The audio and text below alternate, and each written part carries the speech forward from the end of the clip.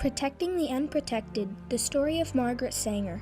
On March 3, 1873, Congress passed the Comstock Act, which prohibited the trade and circulation of obscene and immoral materials, a category which they considered birth control or information about birth control to fall under.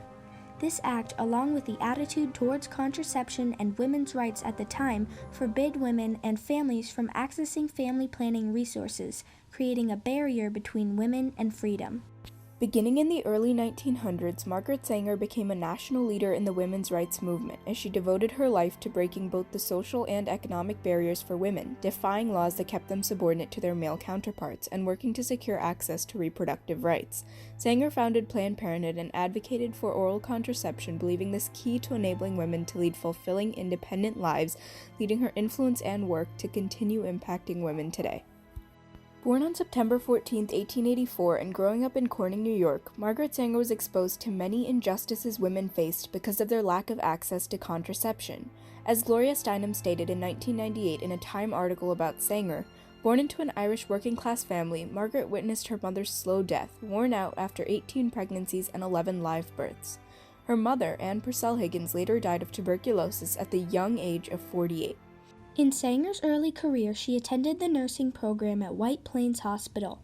As Steinem mentioned, while working as a practical nurse and midwife in the poorest neighborhoods of New York City, she saw women deprived of their health, sexuality, and ability to care for children already born.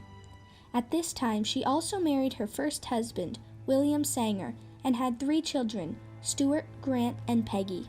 She realized many women were coming to the hospital after attempting extremely dangerous self-abortions out of desperation due to the prohibition of birth control under the Comstock Act. This is when she began her pursuit of justice for women across the country. Her biggest mentor on her new endeavor was Emma Goldman, an anarchist writer and political activist who was especially influential in North America and Europe. They shared correspondence over the years as Goldman led Sanger through the world of breaking barriers. In 1914, at the beginning of her activism, Sanger decided to start a magazine called The Woman Rebel. In the first edition of this piece, Sanger states, "The aim of this paper will be to stimulate working women to think for themselves and to build up a conscious fighting character." Her mentor, Goldman, also contributed to a section of this paper called Rebel Thoughts, where she referred to how women will gain freedom.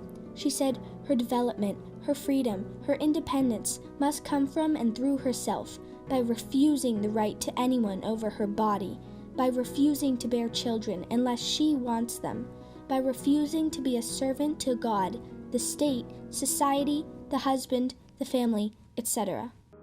This magazine was ruled to be in violation of Section 211 of the U.S. Criminal Code, which prohibited the distribution of birth control information. After Sanger realized that she would have to face a 5-year jail sentence, she fled to England, leaving her 3 children with her husband and his family. In her time there, she worked in the women's movement and helped break barriers relating to women's rights and birth control internationally. About a year later, William Sanger began to receive publicity for distributing Sanger's pamphlet, Family Limitation, which was written before she left. He was arrested and gained popularity among Sanger supporters in the U.S. She immediately returned for his trial and to regain her place as the provider of liberation for women, even though she could have been arrested herself. Shortly after being back, however, Margaret Sanger's youngest daughter, at the age of only 5, passed away from severe pneumonia, which was heartbreaking for Sanger. This led to public outrage that the case convicting a grieving mother was still open, and it was dismissed soon after, with a pardon from the United States Attorney. In 1916, Margaret Sanger also broke the barrier of inadequate access to birth control with the first constructive birth control clinic, a concept introduced by a European birth control activist who worked in London, Marie Stopes.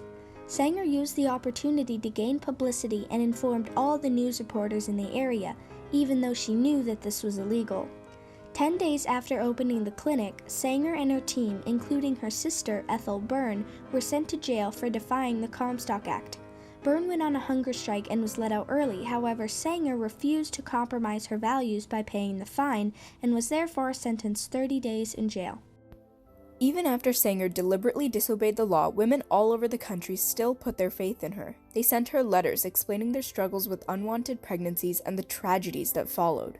One woman wrote, "I am the mother of 12 children, 3 living, 9 dead. I am a poor woman, 34 years old, and been married 15 years. Please tell me what to do. Who benefits by this agony, by the waste?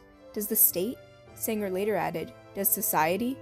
These letters fueled her to fight for these women, as she connected to these stories and knew that this was a barrier that needed to be broken. In 1918, as America was involved in World War I, Sanger felt it incredibly important to protect the health of Americans. She stated, "If the legal restrictions preventing the circulation of birth control information are removed before the end of the war, we shall then be free to help the homecoming soldiers and their young wives to understand how they may defer the conception of their children until the danger period of the venereal infection is conquered."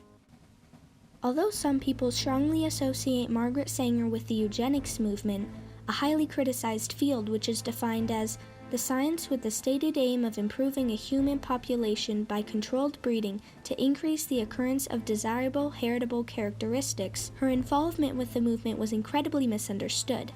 At the time, the eugenics movement was an incredibly respected scientific movement with influential supporters like Theodore Roosevelt and Alexander Graham Bell. Trying to get more respect from the scientific and medical community for the birth control movement. They thought it was just this amateur movement created by feminist crazies. So she begins to support the eugenics movement, which is a very established scientific movement. She didn't hold those views, but she didn't condemn the people who did.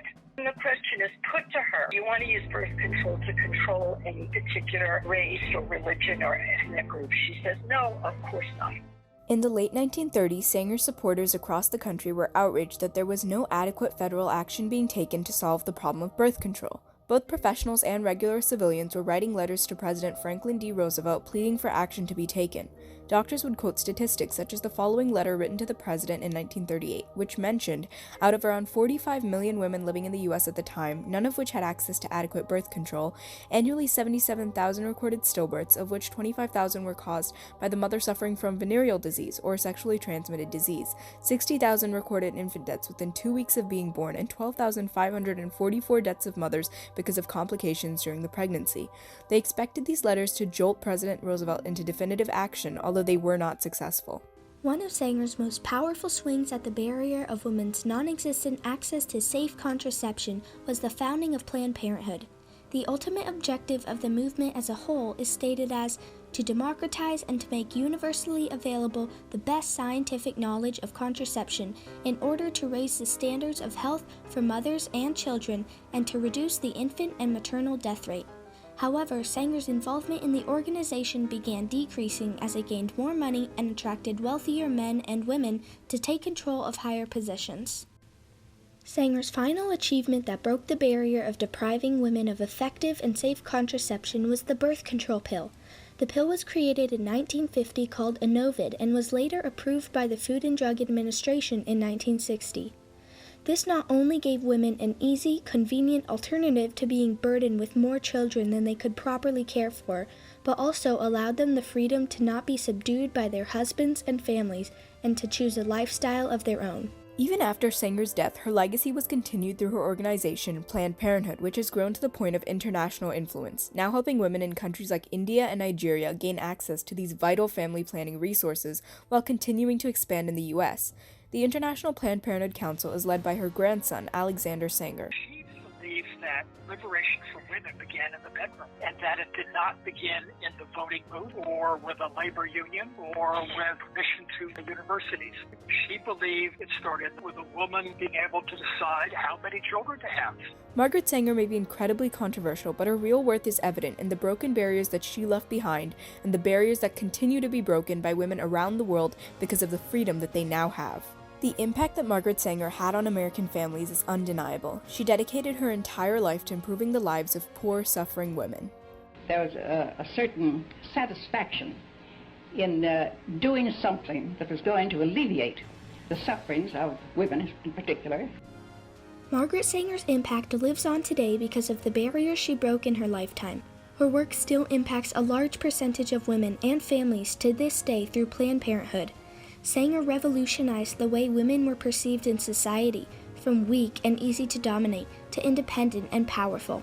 Not only did her movement produce the tangible impact of the birth control pill, but it also liberated women to continue breaking barriers of their own.